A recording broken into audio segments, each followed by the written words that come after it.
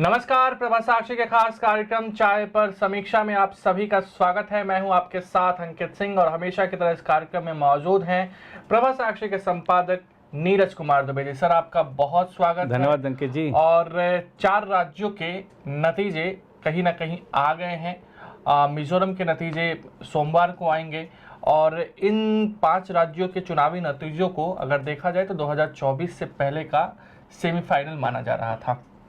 इन 4 राज्यों की हम बात करेंगे तो चारों ही राज्यों में किसी को खुशी मिली है, किसी को गम मिला है, किसको क्या मिला उस पर भी हम चर्चा करेंगे। लेकिन शुरुआत करते हैं राजस्थान से। राजस्थान में लगातार ये बातें कही जा रही थी कि कांग्रेस के लिए वहाँ मुश्किलें हैं। खुद राहुल गांधी ने भी स्वीकार कर लिया था। लेकिन वहाँ पे एक टफ फाइट जो एग्जिट पोल में दिखा वो एग्जैक्ट पोल में बदलता नहीं दिखा।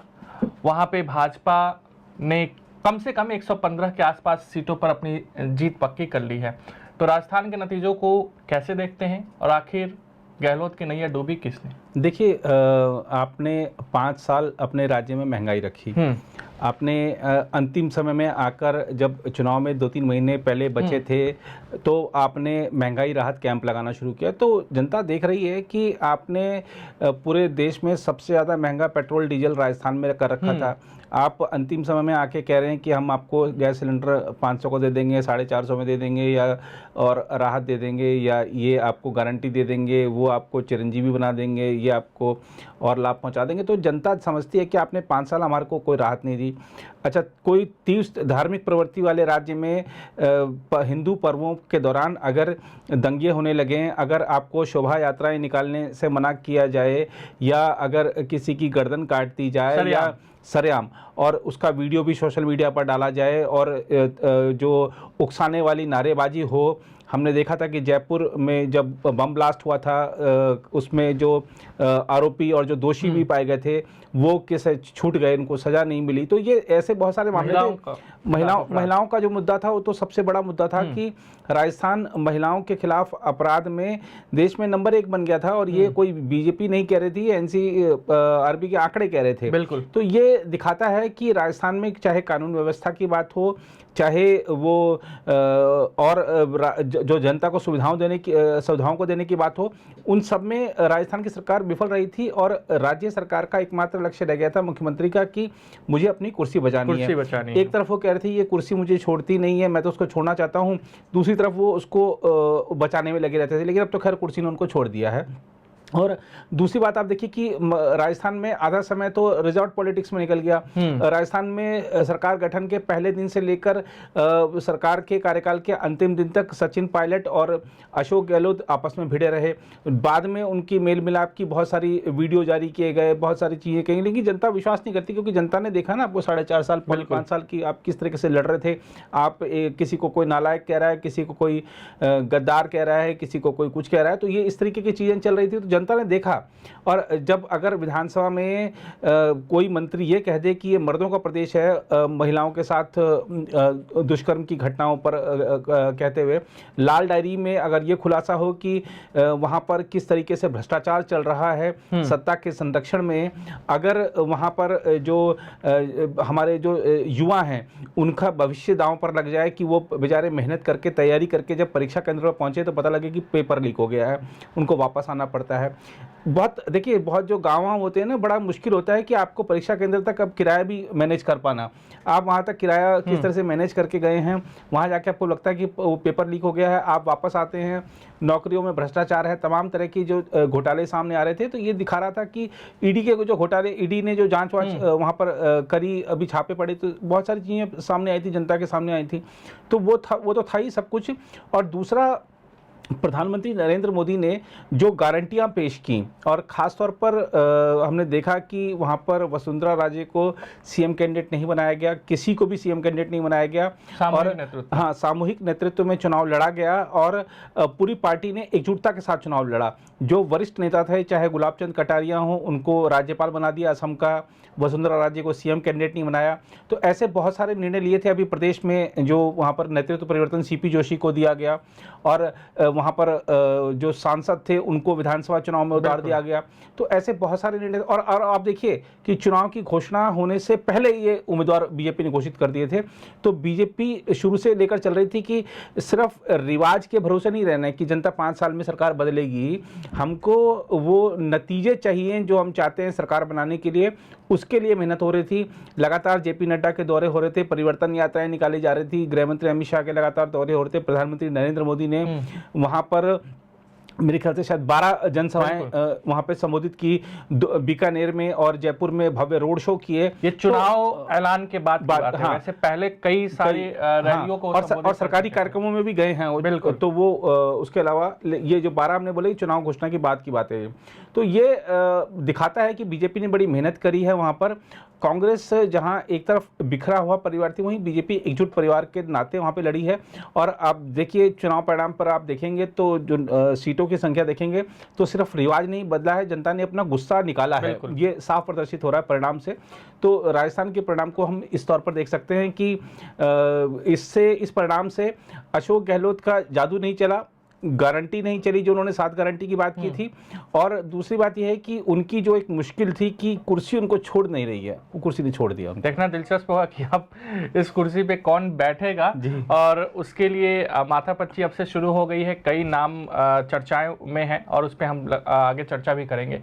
लेकिन अब हम मध्य प्रदेश का रुख करते हैं। और अगर किसी से भी पूछें इस देश में कि 20 साल किसी पार्टी का किसी राज्य में शासन है और वो बड़ा राज्य है, वहाँ पे मुकाबले मतलब 2 दलों में रहते हैं, तो कहीं ना कहीं कहा जाए कि नहीं, वापसी तो नहीं करेगी। लेकिन भाजपा वह भी ज़बरदस्त वापसी करती हुई दिखाई दे रही है। आज से 1-1.5 महीने पहले आप तमाम सर्वे, तमाम विशेषज्ञों की राय को अगर आप जानना चाहते होंगे तो आपको ये कहा जाता हो कि नहीं, कांग्रेस यहाँ पे भारी मतों से जीतेगी। लेकिन ऐसा वो दिख नहीं रहा है। आखिर कांग्रेस कहाँ चूक गई, और क्या शिवराज या मोदी का वो मैजिक जो लाडली योजना है वो चल गया? देखिए इसमें 2-3 चीज़ें हैं मध्य प्रदेश की हमको समझनी होंगी। आपने कहा कि पहली बात आपने कही कि 18 साल आपने राज किया, फिर से आप सत्ता में आए और प्रचंड बहुमत के साथ सुनामी की तरह आ गए। तो ऐसा होता नहीं है, इसको बात को लोग विश्लेषक स्वीकार नहीं करते। लेकिन ऐसा तब हो सकता है जब आपकी पार्टी का संगठन मजबूत हो। बिल्कुल। और बीजेपी और आरएसएस के जो आनुषंगिक संगठन जो हैं, जो वहाँ पर जो उनके प्रचारक हैं या जो कार्यकर्ता जो काम करते हैं, जो फुल टाइम काम करते हैं, वो देखिए खासतौर पे मध्य प्रदेश में बहुत समय से, और मैं कह सकता हूँ कि देश भर में जो बीजेपी संगठन के हिसाब से कहीं सबसे ज़्यादा मजबूत है तो वो मध्य प्रदेश में है। अब ये जो चुनाव परिणाम आए हैं, 18 साल बाद भी आपको इतनी बड़ी संख्या में सीटों का मिल जाना, ये इससे पहले भी संभव हुआ है। हमने हाल ही में देखा पिछले साल गुजरात विधानसभा चुनाव में, गुजरात में भी बीजेपी का संगठन इतना मजबूत है कि वहां पर पार्टी आपको बता सकती है कि हम इस सीट को इतने लाख, इतने हजार और इतने मतों से जीतने की क्षमता रखते हैं। तो आप देखिए कि गुजरात का, अगर हम पिछले साल का ही चुनाव था, दिसंबर का ही महीना था, गुजरात में बीजेपी ने 25 साल के शासन के बाद जब दोबारा, अभी जो पिछला जो चुनाव था 2022 का, उसमें गुजरात के चुनावी इतिहास की सबसे बड़ी जीत दर्ज करी। और आप ये देखिए कि ये जो मध्य प्रदेश में बीजेपी का, मुझे लगता है कि शायद ये भी मध्य प्रदेश में अगर हम हाल के वर्षों में देखें तो सबसे बड़ी जीत है बीजेपी की या किसी भी दल की। तो ये दिखाता है कि अगर संगठन भी मजबूत है और सरकार की जो योजनाएं हैं उनका लाभ आम लोगों तक पहुंच रहा है, तो इतनी बड़ी प्रचंड विजय, चाहे आप 20 साल राज कर लें, 25 साल राज कर लें, संभव है। तो ये मध्य प्रदेश, गुजरात 2 हमारे सामने बड़े उदाहरण हैं। और मध्य प्रदेश में आपने जैसे कहा कि जो लाडली, पहले तो लक्ष्मी योजना थी, अब लाडली बहना योजना भी आ गई, तो महिलाओं का मत तो एक मुश्त पड़ा ही है बीजेपी को, इसमें कहीं कोई दो राय नहीं है। और ख़ासतौर पर शिवराज सिंह चौहान ने जो एक सहज संबंध बनाए हैं बहनों के साथ, और आप देखिए कि सिर्फ मध्य प्रदेश की योजनाओं की ही बात नहीं करेंगे, केंद्र की ऐसी बहुत सारी योजनाएं हैं जो आदिवासी इलाकों में चल रही हैं। आदिवासी इलाकों में जो संघ के आनुषंगिक संगठन हैं, उनके जो कार्यकर्ता वहाँ पर काम कर रहे हैं। और ख़ासतौर पर अगर हम देखें कि जो प्रधानमंत्री नरेंद्र मोदी द्वारा शुरू की गई योजनाएं हैं, चाहे वो आवास योजना हो, उज्ज्वला योजना हो, और आयुष्मान योजना हो, हर घर नल योजना हो, हर घर नल योजना हो, और वहाँ पर बहुत सारे ऐसे जो आदिवासी इलाके हैं जिनका जिक्र अभी प्रधानमंत्री जी ने भी किया था कि जब वो आदिवासी इलाकों में गए तो उन्होंने देखा कि किस तरीके से वहाँ पर बहनें लखपति बनी हैं। तो वो एक बड़ी बात है कि जब महिलाओं का सशक्तिकरण होता है और महिलाओं को लगता है कि हमारे जीवन में परिवर्तन कौन लाया, तो महिलाएं कभी भी उस व्यक्ति का वो उपकार तो नहीं बोलेंगे, लेकिन ये कह सकते हैं कि उस व्यक्ति का वो जो उसने उसके लिए किया है वो भूलती नहीं है और वो उनके साथ खड़ी रहती हैं। तो वो सामने है। और आपने देखा कि किस तरीके से जब मुख्यमंत्री आवास के बाहर बहनें गाना गा रही हैं, गीत गाकर शिवराज सिंह चौहान का आभार व्यक्त कर रही हैं, तो वो दिखाता है कि बीजेपी को महिला सशक्तिकरण, और महिला सशक्तिकरण सिर्फ योजनाओं के माध्यम से नहीं। आप देखिए कि इन चुनाव से ठीक पहले बीजेपी ने संसद का विशेष सत्र बुलाकर महिला आरक्षण विधेयक को पास कराया। तो महिलाओं में ये संदेश गया है कि बीजेपी महिला सशक्तिकरण की बात सिर्फ नहीं कर रही है, धरातल पर भी बहुत कुछ कर रही है। उसका असर मध्य प्रदेश के चुनाव परिणाम में दिखा है। और संगठन की दृष्टि से आप देखिए, आपने भी खबरें बहुत सारी उस समय लगाई, हमने देखा कि जब गृह मंत्री अमित शाह अचानक से मध्य प्रदेश के दौरे पे पहुंचते थे, किसी की कोई खबर नहीं होती थी और क्षेत्रवार वो बैठ के करते थे, बंद कमरे में बैठ के होती थी, देर रात तक बैठ के होती थी, असंतुष्टों को मनाया जाता था, कैसे कब किस रणनीति पे कहाँ पे आगे बढ़ना है ये सब तय किया जाता था। तो उसका असर साफ दिखा है। और मध्य प्रदेश में भी हमने देखा कि बीजेपी ने बहुत पहले अपनी चुनावी उम्मीदवारों की लिस्ट जारी कर दी थी, सांसदों को, केंद्रीय मंत्रियों को उतार दिया था मैदान में। तो ये दिखाता है कि बीजेपी ने ये भांप लिया था कि कहाँ पर कमियां हैं, उन कमियों को समय से दुरुस्त किया और नतीजा सामने है। बिल्कुल। और अगर कांग्रेस की जहां तक आपने बात करी, तो देखिए कांग्रेस ने ये ठीक है कि बहुत सारे लोगों ने वहां पर अपने, कांग्रेस ने अपने बहुत सारे लोगों को वहां पे भोपाल में भेज दिया, सब लग गए। लेकिन कमलनाथ जो चाह रहे थे वहां पर वो हो रहा था। कमलनाथ ने पूरा चुनाव था अपने इर्द गिर्द रखा। दिग्विजय सिंह की भी ये शिकायत थी कि उम्मीदवारों के मामले में मेरी नहीं चलने दी। और कमलनाथ के बारे में बताया जा रहा है कि वो प्रचार ऐसे करते थे कि 10 बजे घर से निकलते थे, 1 बजे वापस आते थे, उसके बाद आराम करते थे, टीवी देखते थे। तो चुनाव ऐसे नहीं जीता जाता। शिवराज सिंह चौहान दिन में 15 रैलियां करते थे, लोगों से मिलते थे, जुलते थे। कमलनाथ ने अपने इर्द गिर्द कर दिया और बस वो ये समझ रहे थे कि उनकी जो एक हिंदूवादी नेता की छवि बना रहे हैं वो, उसका फ़ायदा उनको हो जाएगा। ऐसा हुआ नहीं। और वहाँ पर जो पूरी पार्टी एकजुट होकर लड़ी, यहाँ पर कांग्रेस वापस हम कह सकते हैं कि एकजुट नहीं थी। सिर्फ राहुल गांधी और प्रियंका वाड्रा पर सब कुछ छोड़ दिया गया था। उन्होंने चुनावी सभाएं की, वो भी मंदिर गए, नर्मदा मैया की पूजा की, बहुत सारे ऐसे वीडियो वहाँ पे सोशल मीडिया के माध्यम से प्रसारित किए गए कि कांग्रेस ही धर्म को और विकास को साथ लेकर चलने वाली पार्टी है। लेकिन जब ओरिजिनल सामने है तो लोग फोटोकॉपी पे विश्वास करते नहीं है। बिल्कुल। और कांग्रेस के लिए मध्य प्रदेश से बड़ी सीख ये भी है कि मैनेजमेंट टीम या फिर सोशल मीडिया के जरिए चुनाव नहीं जीते जाते हैं जी। और एक और चीज़ जो कांग्रेस को ये समझना होगा मध्य प्रदेश में कि अगर उसने, ज्योतिरादित्य सिंधिया ने उससे गद्दारी की तो उनकी सरकार गिर गई। लेकिन अगर 15 महीनों में उन्होंने कुछ अच्छा किया होता तो उसका जरूर रिजल्ट आता। बिल्कुल। लेकिन छत्तीसगढ़ की ओर बढ़ते हैं और शायद हम में से किसी ने कल्पना नहीं की होगी कि भाजपा इस तरीके से वहां जीत हासिल करेगी। हालांकि आप लगातार ये कहते आ रहे हैं कि अंडर करंट है, लेकिन मुकाबला जो होगा टाइट होगा जी। लेकिन वहां तो ऐसा ही नहीं लगा कि कहीं से भी फाइट है और भाजपा लगातार जीतती दिखाई दे रही है जी। और देखिए ये जो जीत है ना, इसकी जो इसका आधार पहले चरण में ही पड़ गया था, क्योंकि पहले चरण में जो हमारा नक्सल बेल्ट कह सकते हैं उसको, या बस्ता का जो इलाका कह सकते हैं, वहाँ पर बहुत अच्छा वोट मिला है बीजेपी को। मेरी वहाँ पर जो पार्टी के प्रभारी हैं और सांसद भी हैं, उनसे भी बातचीत हुई, पार्टी के वरिष्ठ नेताओं से चर्चा हुई, कुछ और वहाँ पे ज़मीनी हमने जो लोग काम करते हैं उनसे चर्चा करी। तो उसके आधार पे हमने अपना जो फीडबैक लिया था, और मैंने चुनाव परिणाम से पहले भी चर्चा की थी कि बीजेपी शायद 49 सीटों पर रहेगी, लेकिन बीजेपी उससे आगे निकली।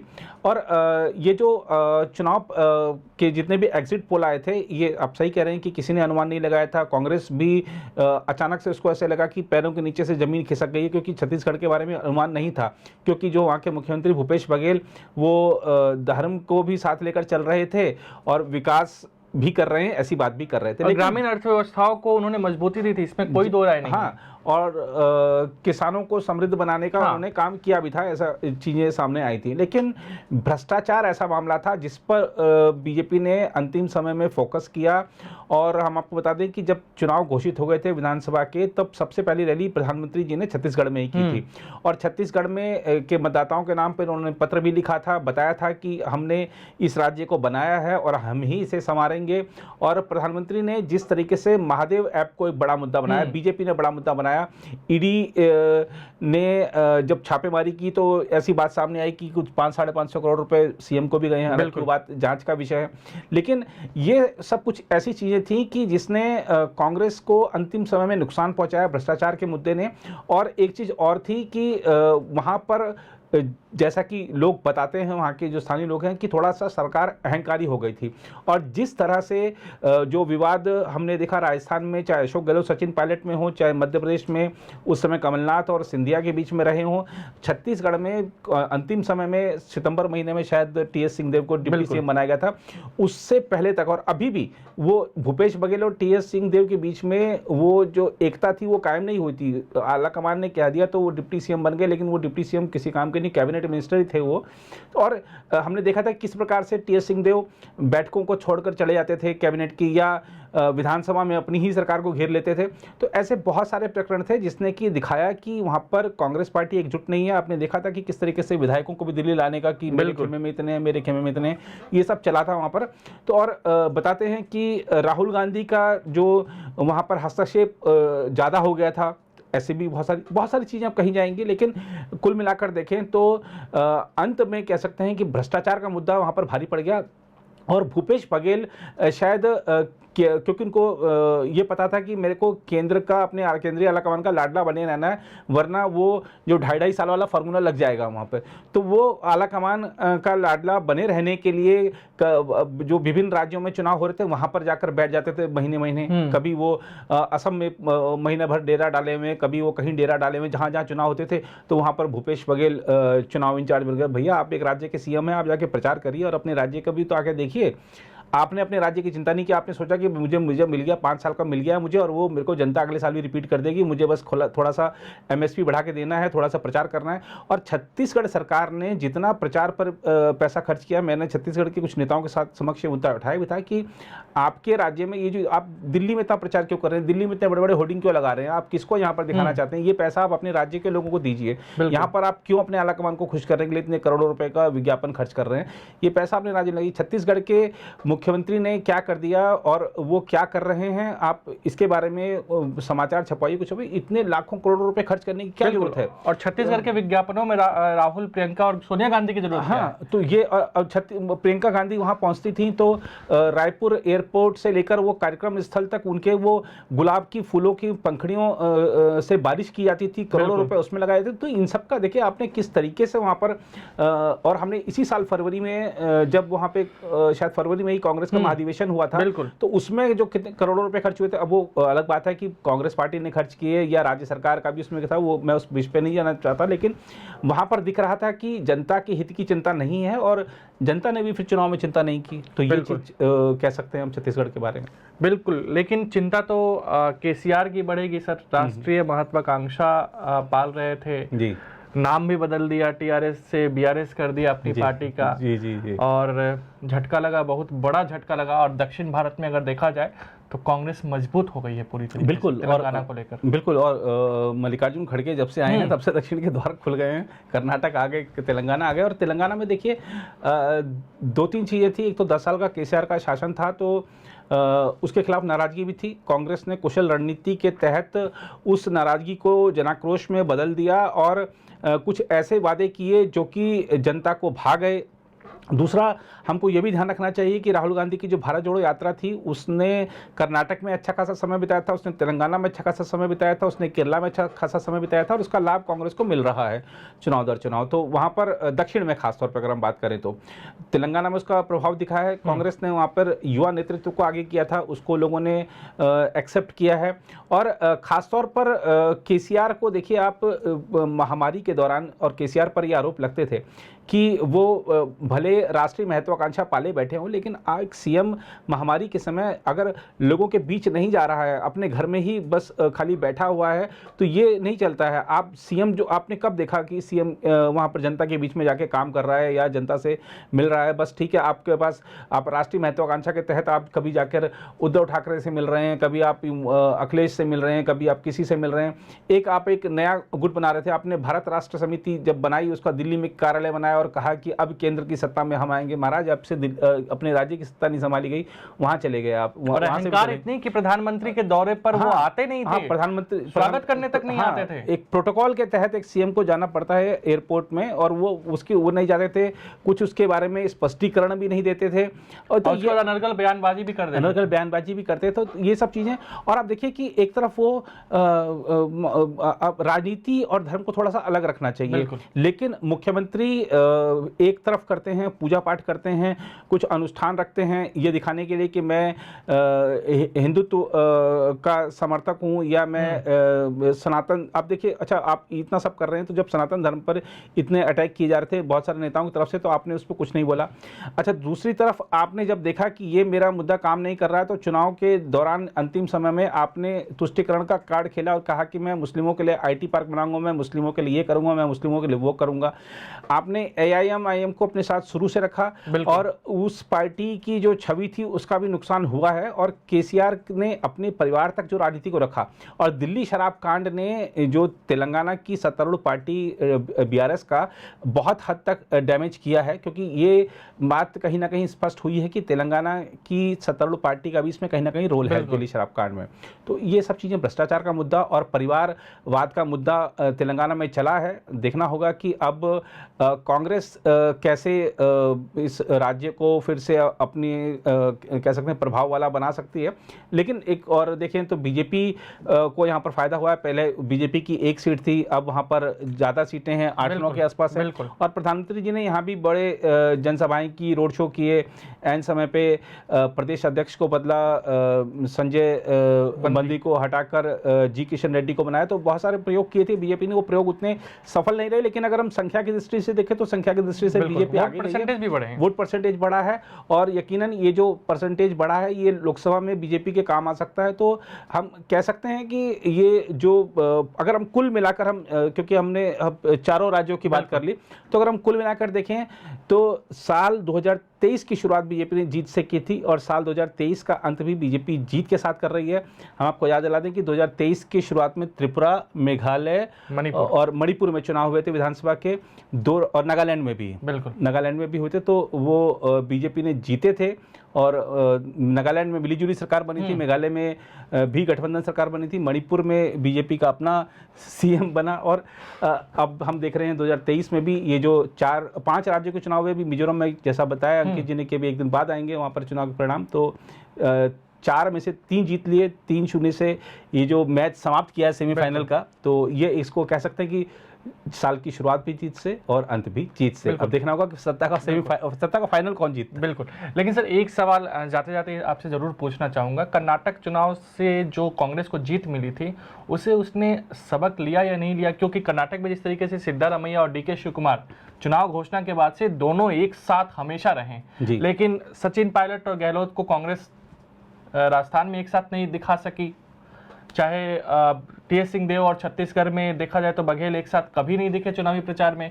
वही आपको अगर देखा जाए तो दिग्विजय और कमलनाथ का भी रहा, भले ही उन्होंने प्रेस कॉन्फ्रेंस कर लिया कपड़ा फाड़, लेकिन होता रहा दोनों के बीच में। तो क्या कांग्रेस से जो कर्नाटक में कर पाई वो छत्तीसगढ़, मध्य प्रदेश और राजस्थान में नहीं कर सकी? देखिए वो नहीं कर सकी, ये तो परिणाम बता ही रहे हैं। लेकिन मुझे लगता है कि कर्नाटक में भी, क्योंकि अभी कार्यकाल की शुरुआत हुई है, अप्रैल मई में वहाँ सरकार बनी है, तो धीरे धीरे DK शिवकुमार का धैर्य जब जवाब देगा, जैसे जैसे समय आगे बढ़ेगा, और वो कई बार ऐसी बातें कह भी देते हैं, इन नतीजों से उसकी शुरुआत भी हो सकती है। तो वो जैसे जैसे समय आगे बढ़ेगा, थोड़ा सा कार्यकाल इस सरकार का कम होगा, और मैं कह सकता हूं कि लोकसभा चुनाव 2024 के बाद कर्नाटक की राजनीति में भी शायद परिवर्तन आए। बिल्कुल, देखना दिलचस्प होगा कि आने वाले दिनों में क्या कुछ होता है। लेकिन अगर मौका मिला तो हम इसके बाद भी एक विश्लेषण जरूर लेकर आएंगे। फिलहाल अभी के लिए चाय पर समीक्षा कार्यक्रम में इतना ही। आपसे फिर मुलाकात होगी, तब तक मुझे यानी अंकित सिंह और प्रभा साक्षी के संपादक नीरज कुमार दुबे को दीजिए इजाजत। नमस्कार। अगर आप भी लेना चाहते हैं देश दुनिया की तमाम जानकारी तो आज ही सब्सक्राइब करें हमारे चैनल को। साथ ही नीचे दिए बेल आइकन को जरूर दबाएं ताकि हर अपडेट आप तक पहुंच सके।